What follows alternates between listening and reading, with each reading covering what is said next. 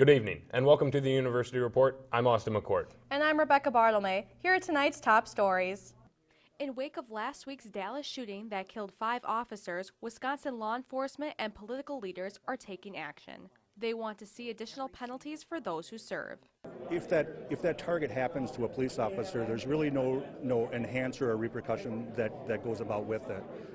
That may soon change for Ashwaubenon Police Captain Jody Crocker and officers throughout Wisconsin with a bill drafted called Blue Lives Matter. The bill would make attacks targeting officers a hate crime. We have an important message to send as a legislature, as a state, that we will always be behind and supporting and protecting our law enforcement officers at all times. Republican State Representative David Steffen laid out the bill at the Brown County Sheriff's Office on Monday. Chief Yonke came up to me, as well as our Direct Enforcement Officer, Jim Dagnew, and they sat with me and told me about a piece of legislation that passed in the state of Louisiana called Blue Lives Matter. Wisconsin is the second state to consider this bill. Louisiana was the first. Steffen believes that other states will follow this as well. There's no greater honor than to serve our community in this fashion, and I'm so thankful for what they do every single day to make our lives safer. A protest was held in Madison on Monday in response to the proposed bill. Protesters demand that there should be community control over law enforcement. Black communities don't have any say-so when it comes to the way the police interact with our communities, respond in our communities, their priorities, practices, and policies, and so we're here to change that. We're here to demand community control of the police. The legislature is currently out of session, but Steffen says he intends on it being the first bill he introduces at the Capitol in January. Rebecca Bartelme, Fox 11 News.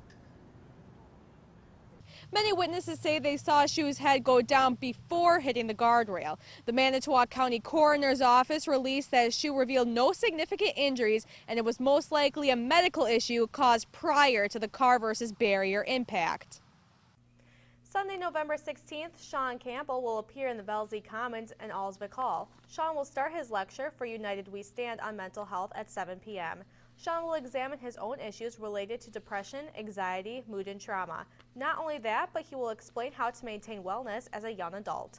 The Packers advise when buying tickets online to do your research and to buy from official sources and team partners such as the NFL Ticket Exchange. The Packers had to deny access to many fans during the Wisconsin versus LSU game on September 3rd due to counterfeit tickets.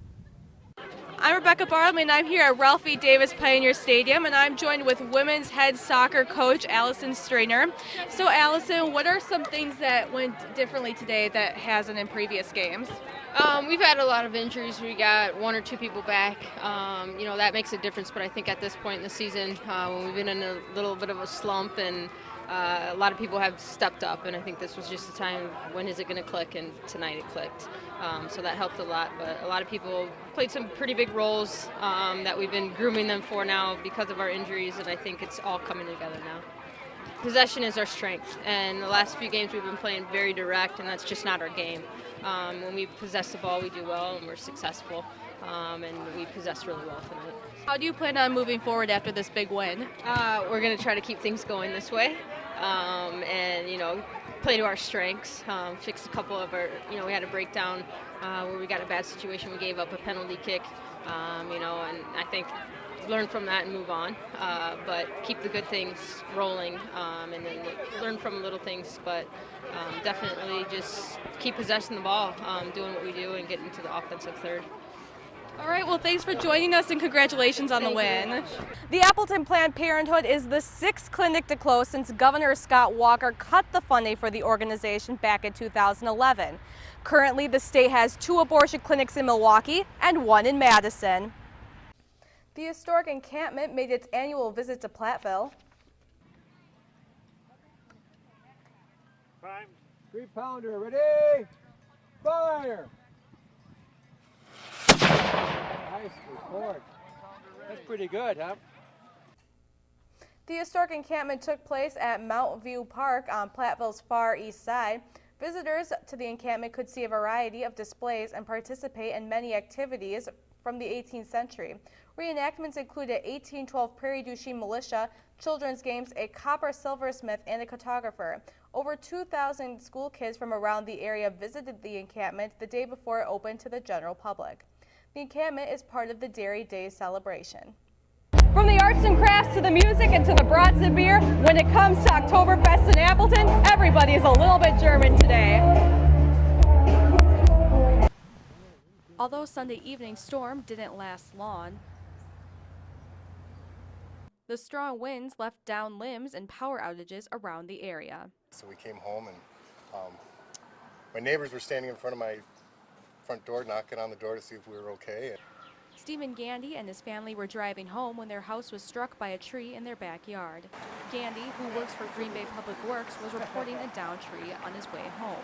I called one of the custodian on duty and I said, hey, there's a tree down blocking traffic out on Oneida Street, and I was talking to him coming back over here, and I'm like, all right, there's a tree on my house. I gotta go, buddy.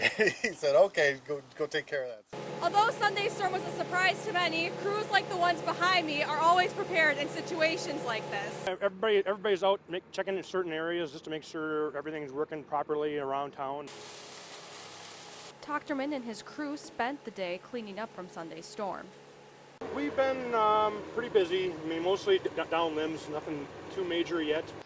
Public Works weren't the only crews out and about. Utility crews were working around the clock, tending to power outages throughout the area.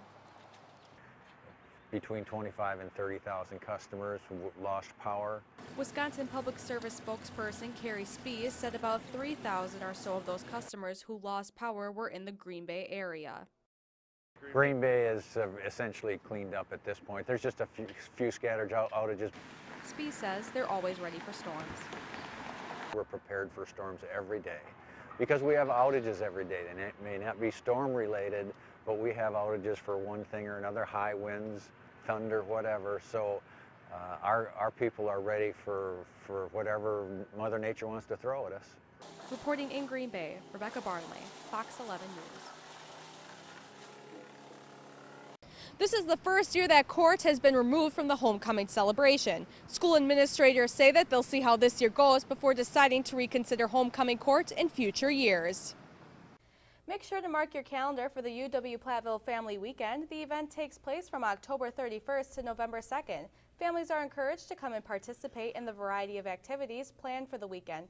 There will be campus and community tours, tailgate parties, and live performances. Some of the more notable events will be tours of the world's largest M, a showing of the Pioneer Farm, and opportunity to see the Mining Museum. A news release from the Wisconsin Department of Workforce Development said that 528 employees will be impacted by this. Many people in the area say that while this is a major setback to the community, they plan to work through it. Hello and welcome to Let's Talk About It. I'm Rebecca Bartelme and I'm joined with Dan Arnold. Now, Dan, what have you been doing in practice and training for this track season? So far it's just been a lot of technique work. We've been really working hard trying to get back into the conditioning level for everybody else. It's been kind of a joy trying to get there, but I think everything's going pretty smoothly for everybody else on the team as well. So. All right, and how has the transition from football to track been? It's been rough at times. The football season hopefully could have gone a little bit longer this year, but I've had a little bit of time to recuperate, and it was a little rough in some patches and a couple injuries here and there, but other than that, I'm feeling pretty strong about coming into the track season ready to go. All right, and so how is the conference looking for this upcoming season? Is it looking challenging? Do you think you're ready for everything? Are you healthy? There's a lot of guys coming back, especially for the hurdles around the conference, and it should be about the same as last year. The WLUK is definitely pretty good for track as a conference as a whole, but it should be pretty interesting to see how things go this year. All right, well, thanks for joining us, Dan. I'm Rebecca Bartelme, and this is Let's Talk About It. Mayor Schmidt will go before an Outagamie County judge on October 5th. Schmidt plans to plead guilty to 3 misdemeanor charges of campaign finance fraud related to campaign donations. Writing and Tutoring Resources invites all students, faculty, and staff to a night of cultural exchange and casual conversation. Their purpose is to bridge the gap between American and international students, faculty, and staff by providing presentations about various countries and multicultural topics. Cafe International takes place from 6 to 7 p.m. in the Oasis, 320 Brigham Hall, on Monday, November 24th and Monday, December 8th. Judge Duffin orders that Dassey should be released within 90 days unless prosecutors appeal or decide to retrial him. Reporting from Manitowoc, I'm Rebecca Bartelme. Thank you for joining us tonight on the University Report. I'm Rebecca Bartelme. And I'm Peter Grisay. We'll see you next week.